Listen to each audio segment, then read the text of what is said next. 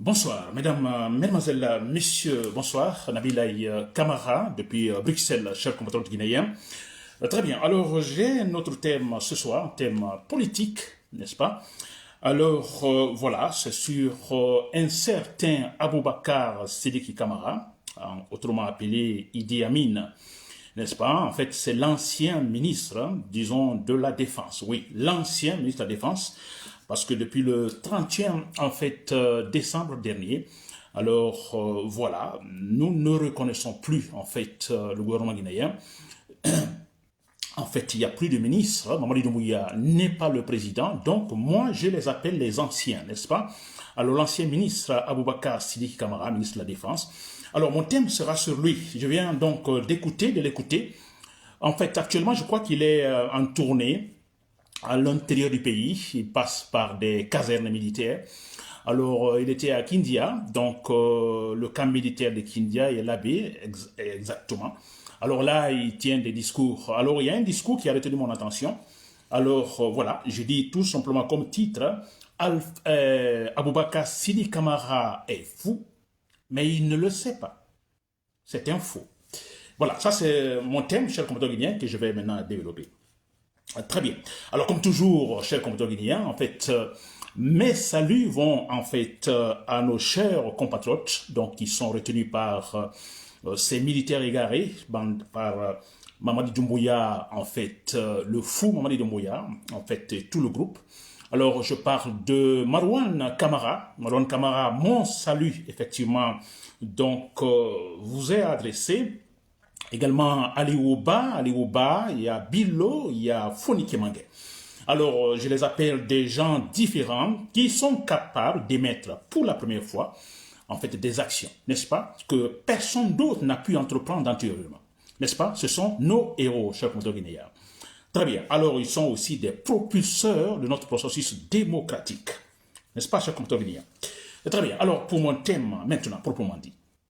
Alors, je parle d'Aboubakar Sidi Kamara, vous le connaissez, c'est l'ancien ministre de la Justice, vous comprenez. Alors, voilà, je dis bien l'ancien, effectivement, qui, en fait, vient de tenir un discours adressé aux militaires, n'est-ce pas? Et dans ce discours, je peux lire quelque part où il demande aux militaires de se rapprocher de la population, n'est-ce pas? De se rapprocher de la population, des citoyens, de les connaître mieux, n'est-ce pas? Et il ajoute, si vous ne connaissez pas quelqu'un, alors, disons, c'est normal, c'est l'inconnu, il y a la peur de l'approcher, n'est-ce pas? Alors, il dit, rapprochez-vous des citoyens, des Guinéens, de la population, et comme ça, vous pourrez mieux les connaître. En les connaissant, il n'y aura plus de peur, n'est-ce pas? Et en les connaissant, vous pourrez les aimer, n'est-ce pas? Et il demande même de se rapprocher et tisser des relations de fraternité avec des militaires, chers compatriotes guinéens. On parle des militaires. Ils sont dans les casernes, n'est-ce pas? Très bien. Alors voilà, chers compatriotes guinéens, je dis Aboubakar, je commence par cela d'abord. Aboubakar Sidi Kamara, c'est un fou. Oui, c'est un fou. Vous savez, un fou. Alors, il va dire beaucoup de choses, n'est-ce pas? Et finalement, vous lui demanderez sur ce qu'il a dit, en fait, de manière intrinsèque, il ne pourra pas. Il ne pourra pas, en fait, le répéter ou le dire. N'est-ce pas? C'est un faux. Il dira le soir que ce stylo que je tiens est de couleur bleue, mais le matin, plutôt le matin, mais le soir, il dira non, je ne l'ai pas dit, ce stylo est de couleur rouge. C'est un faux, il sait absolument rien. N'est-ce pas? Alors, je vais dire par là, Aboubakar Sidi Kamara, si vous l'avez compris. Alors, c'est un monsieur qui aime souvent avancer des idées. Alors, des idées qui n'ont absolument rien à voir avec, disons, la réalité. Aboubakar Sidi Kamara, je ne dirais même pas que c'est un rêveur, non. Ce n'est pas un rêve. Vous comprenez, c'est un monsieur qui tente d'étaler quelque part, pensant qu'il a une certaine personnalité importante. Et ce n'est pas le cas. Alors, je dis bien ce n'est pas le cas, mais regardez, disons l'essentiel de ces idées, c'est de comprendre ces idées quand il parle des militaires. D'abord, je dis Aboubakar Sidi Kamara, d'abord il est âgé, n'est-ce pas? On dit même qu'il est à la retraite, on dit général à la retraite, donc qui est repris par, disons, Mamadi Doumbouya. Donc je dis bien, il est très âgé. Alors pour moi, voilà, petite explication très importante sur ce point. Quand on est âgé, donc on est, je dirais, au seuil de la mort, c'est vrai, je disais la même chose à Alpha Condé. Alors, il y a deux avantages quand on est âgé. Vous comprenez? On est âgé. Alors, il y a deux avantages. Un, quand on est âgé, alors, quelque part, ça signifie qu'on a l'expérience directe et indirecte. L'expérience directe pour avoir vécu des situations, pour avoir vu, vous comprenez, ou indirecte pour avoir, en fait, connu certaines situations à travers vos lectures, des livres. Alors, quand on est âgé, vous comprenez, donc on a cette opportunité. Donc, l'expérience est là. Alors, qu'est-ce que ça signifie? Qu'on a cette capacité, effectivement, alors de donner de bons exemples, effectivement, disons, aux jeunes générations, à ses enfants, à son entourage, à la jeune génération. C'est là, comme on dit d'ailleurs en Afrique, un vieillard qui meurt, c'est une bibliothèque qui brûle, mais ça a un sens, c'est vrai. Ils sont petits d'expérience, ils ont vu beaucoup de choses. Alors, arrivé à cet âge-là, on dira, c'est l'âge, disons, je vais parler de la période de sagesse, vous comprenez. Alors, le moment, effectivement, de prodiguer de bons conseils à la jeune génération. Vous voyez, de donner de bons conseils, mais aussi par des actes. Ça, c'est l'âge. Ça, c'est un premier avantage. Il y a un deuxième avantage quand on est âgé. Alors, il y a cette capacité, effectivement, d'émettre des idées, de poser des actes qui, en fait, servent à la jeune génération, donc pour le long, en fait, terme. N'est-ce pas? Alors, pas pour le court terme, mais pour le long terme. Vous comprenez? Alors, ce vieillard, cet homme qui a beaucoup d'expérience, est capable effectivement d'émettre des idées, de poser des actes qui, demain après-demain, alors bénéficieront effectivement à la jeune génération. Alors, pour que l'acte émis aujourd'hui, ou l'idée émise aujourd'hui soit profitable, disons de manière caractéristique à la jeune génération des années 30 ans, 50 ans après, l'idée doit être impeccable. N'est-ce pas? L'idée doit être rationnelle. L'idée doit, en fait, je dirais, alors, s'il faut, couverte de sagesse.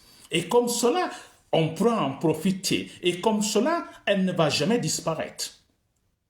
N'est-ce pas? Voilà les deux avantages, chers compatriotes guinéens, si vous m'avez très bien compris. Alors, dans le premier, l'âge, il y a l'expérience, on donne de bons exemples, n'est-ce pas, à la jeune génération. Mais le problème de Aboubacar Sidiki Camara, Idi Amin, il est âgé, n'est-ce pas? Alors, c'est dommage qu'il n'en profite pas de ces deux avantages quand on arrive à un certain âge donné. Il n'en profite pas. D'abord, dans le premier cas, l'âge où on dit vous êtes âgé, donc vous avez de l'expérience, vous êtes capable de donner des bons exemples en à la jeune génération, Aboubacar Sidiki Camara ne le fait pas. Alors lui-même, d'abord, il n'est pas un bon exemple. Comment va-t-il effectivement convaincre la génération ou la jeune génération à le suivre? N'est-ce pas? Si vous êtes vieux et vous êtes un menteur, écoutez, c'est pas possible. Et si vous voulez conseiller la jeune génération, mais écoutez, c'est le rire. Les jeunes vont rire, mais écoutez.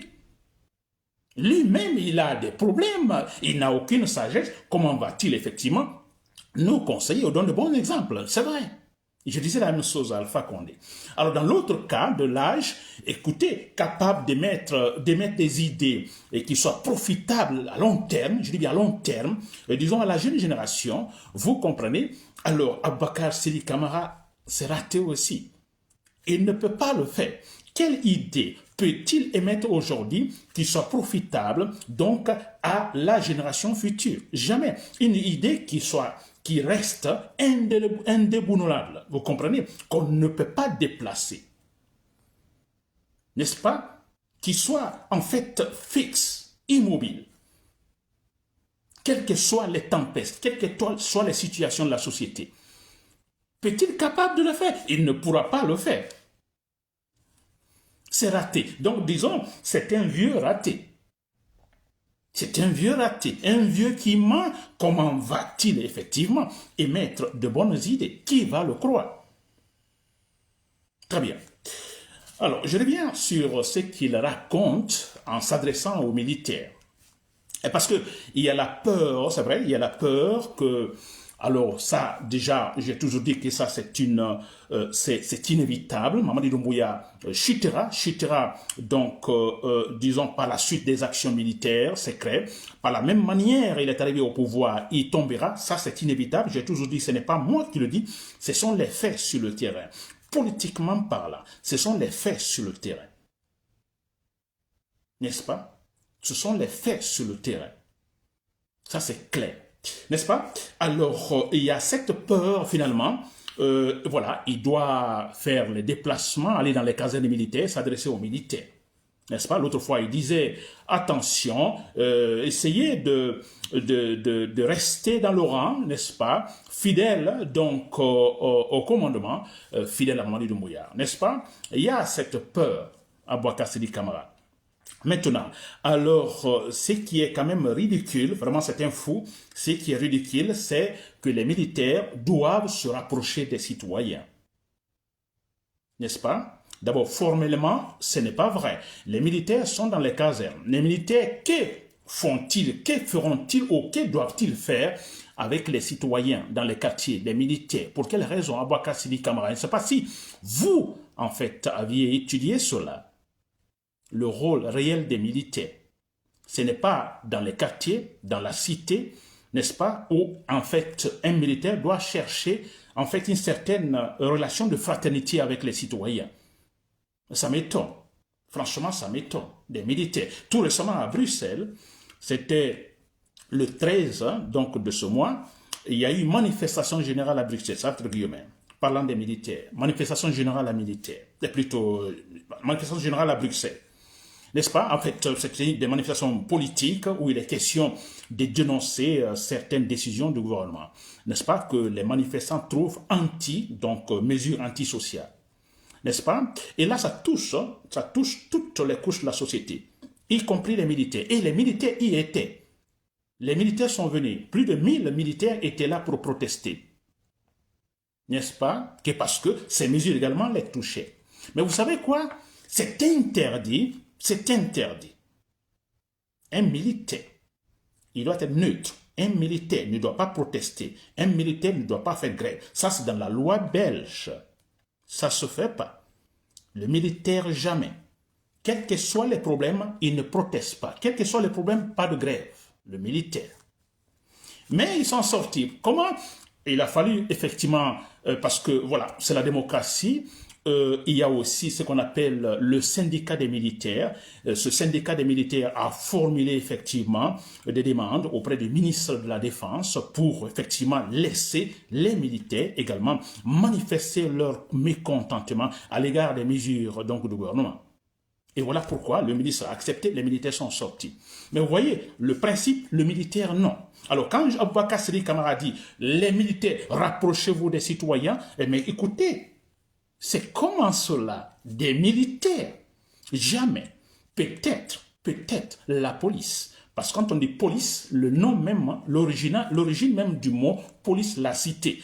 Les policiers sont avec les citoyens. Les policiers, oui, chers compatriotes guinéens.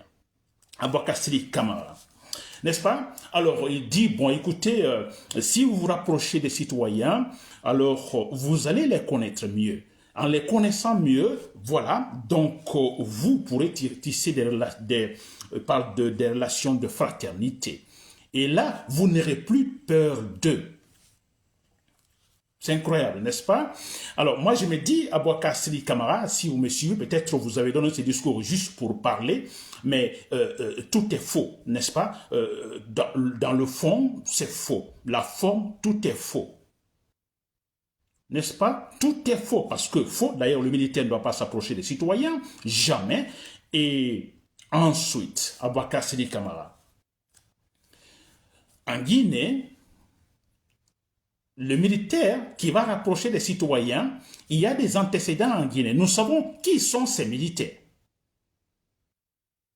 Nous savons qui sont ces militaires, comment ils ont été enrôlés dans l'armée. Aboubacar Sidi Camara. Des bandits de grands chemins ramassés par-ci par-là et enrôlés dans l'armée. N'est-ce pas? Et ça, ce n'est pas seulement le problème. Comportement, ça c'est un. Deux, le militaire, c'est le commandement, n'est-ce pas? Le militaire, c'est la hiérarchie. Mais en Guinée, vous avez vu la hiérarchie? Les militaires, les chefs, comment ils se comportent? Quand Mamadi Doumbouya, n'est-ce pas, qui est le chef de tous les militaires, n'est-ce pas? Mamadi Doumbouya, lui, il n'a pas un bon comportement. N'est-ce pas? On a vu comment les militaires kidnappent les citoyens, comment ils assassinent les citoyens, comment Mamadi Doumbouya, qui est le premier chef, en fait, le premier militaire, donc le chef militaire de l'armée, on peut dire ainsi avant le 31 décembre dernier, bien sûr, parce que maintenant il n'est plus rien, il est capable, Mamadi Doumbouya était capable de violer ce qu'on appelle, c'est un militaire. Le militaire, c'est la parole, de violer la loi suprême de la transition, de violer la charte de la transition. Et lui-même dit, il a répété plusieurs fois, je suis militaire, le militaire, c'est la parole. Je ne vais jamais violer mon engagement. C'est un militaire qui parle. Et lui, il a violé tout ça. Il a violé tout ça. C'est un militaire. Et comment voulez-vous, quand le chef se comporte ainsi, comment voulez-vous que les autres finalement se comportent, les autres militaires? Vous ne voyez pas les militaires, ils sont excités. Ils sont excités parce que, en fait, il y a cette fierté. Leur chef, donc, est capable de faire ce qu'il veut. Mais c'est vrai. Et il y a cet autre élément qui est très important, parce que dans politique, Mamadi Doumbouya, quand vous vous engagez dans disons, voie politique comme celle que Mamadi Doumbouya emprunte actuellement, alors il y a tout un problème de sécurité. Il y a la peur de perdre donc son pouvoir. Alors vous comprenez, donc les militaires, disons, entre guillemets, sont gâtés. Les militaires sont gâtés, n'est-ce pas? Les militaires sont totalement gâtés. Oui, il faut les dorloter. Il ne faut pas les énerver. Vous voyez, vous verrez, ils sont bien payés, alors le ravitaillement, ils reçoivent tout. Alors les sanctions, non, il ne faut pas les sanctionner. On a vu les militaires qui tirent les citoyens, certains militaires sont arrêtés. Non, vous comprenez, il ne faut pas les énerver. Ils sont donc gâtés. Vous comprenez? C'est pourquoi les militaires sont excités. Et comment voulez-vous que les militaires excités, mal éduqués, se rapprochent des citoyens? Et d'ailleurs, ces citoyens qui connaissent ces militaires. Mais c'est évident, Aboubacar Sidi Camara, un militaire qui va se rapprocher d'un citoyen, le citoyen va fuir, il va s'éloigner parce qu'il sait qui est ce militaire.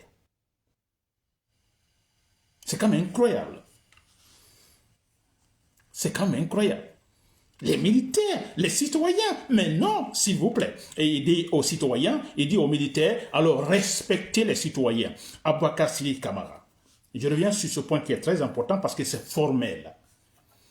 Que si vous vous rapprochez des citoyens, alors vous allez les connaître, mais ça va créer également ce sentiment de respect. Vous vous respecterez. Le militaire, vous respectez les citoyens, il vous respecte. Aboubacar Sidi Camara, je vous l'apprends aussi. Là, vous ne le savez pas, c'est purement formel. C'est des choses également qui existent dans, disons, la formation, disons, des militaires. Ou dans l'académie militaire, Aboubacar Sidi Camara. Le sentiment d'amitié ou le sentiment de respect entre le militaire ou entre le policier, disons comme ça, le policier et donc les citoyens, ça ne se crée pas parce que le militaire se rapproche des citoyens. Ça se crée parce qu'il y a des lois. En respectant des lois, les citoyens et les militaires se respectent. Il y a des lois qui disent, voilà le citoyen, voilà votre limite, et le militaire, voilà votre limite. Il y a des lois qui disent, par exemple, les militaires, vous ne pouvez pas utiliser des armes à feu contre les citoyens. Désarmés. Ce sont des lois. N'est-ce pas? Si les policiers, par exemple, se comportent bien avec les citoyens et qui sont aimés, pas parce qu'il y a ce rapprochement, non, parce qu'il y a un ensemble de lois, n'est-ce pas, qui est là, cet ensemble de lois, qui effectivement, disons, crée cette situation qu'obligatoirement qu'il y ait respect. C'est la loi qui impose cela. Vous voyez? j'ai mon droit, j'ai mon devoir, et le militaire et le citoyen. Et là se crée le respect. On n'a pas besoin, entre le militaire et le citoyen, on n'a pas besoin de fraternité ou de relations de fraternité ou d'amitié ou non. Aboubacar Sidi Camara, le militaire, non, le militaire dans les casernes. Les policiers, oui, pour le maintien d'ordre, parce que, mais si vous voyez en Guinée, quand on parle de maintien d'ordre, qui est déjà une doctrine en Guinée, maintien d'ordre, il faut tuer, alors on ne comprend plus qui est policier, qui est militaire ou gendarme. Les militaires viennent à tout moment. N'est-ce pas? Je me rappelle tout récemment aussi en Belgique, et quand ici à Bruxelles, quand il y a eu dans ces jours ici, il y a deux semaines, 3 semaines, à Bruxelles, il y a dans certains quartiers, alors souvent des problèmes, je crois, des gangs, problèmes entre des gangs, il y a souvent des tirs de balles, donc nocturnes, vous comprenez, et le pouvoir, effectivement, se pose des questions, qu'il faut-il faire pour mettre fin à cela? N'est-ce pas? Parce que là, il y a la terreur. À 4h, 3h, 4h du matin, alors c'est des armes lourdes qui caquent par-ci, par-là. Alors le pouvoir se pose des questions, qu'il faut-il faire? Alors il y a certains qui proposent, écoutez, on va essayer de, en fait, de faire sortir l'armée. De réquisitionner l'armée. N'est-ce pas? Et dans l'opposition, comme c'est la démocratie, il y a certains qui disent, mais écoutez, d'où venez-vous? N'est-ce pas? Il y a la police pour cela. Il y a la police, il y a les forces spéciales pour cela. L'armée, jamais. L'armée, c'est quand effectivement la police est totalement dépassée, les forces spéciales sont totalement dépassées. Là, on pourra réquisitionner l'armée. Mais jamais. Aboubacar Sidi Camara, vous comprenez là où se trouve la place de l'armée? Très bien, chers compatriotes guinéens. Voilà, donc pour terminer, donc vous connaissez alors le mot d'ordre chez moi, ou le leitmotiv, quelque chose que je répète à tout moment. Alors, si Aboubacar Sidi Camara s'adresse aux militaires, donc ils doivent se rapprocher des citoyens, alors moi je me dis non, ça c'est impossible, c'est impossible. Donc Aboubacar Sidi Camara dit les militaires doivent aimer les citoyens. Alors nous savons que ça aussi c'est impossible parce que voilà. Et là, moi je m'adresse tout simplement, c'est pourquoi à tout moment je le dis, je parle des militaires rationnels dans l'armée. Des militaires conscients, intellectuels. N'est-ce pas? Vous qui avez sûrement reçu de bonnes formations, soit académiques ou militaires. N'est-ce pas? Vous qui êtes capable, effectivement, d'interpréter réellement les règlements donc, dans l'armée. Je m'adresse à vous. Aboubacar Sidi Camara, donc peut-être il ne le dira pas, parce qu'il a peur que cette autre catégorie des militaires donc puisse effectivement réagir d'un moment à l'autre. N'est-ce pas? Vous, militaires rationnels, vous le savez très bien que ce qui se passe n'est pas normal. Vous savez très bien qu'Aboubacar Sidi Camara est un fou. Il est là pour juste la propagande où il est question en fait de maintenir un homme au pouvoir.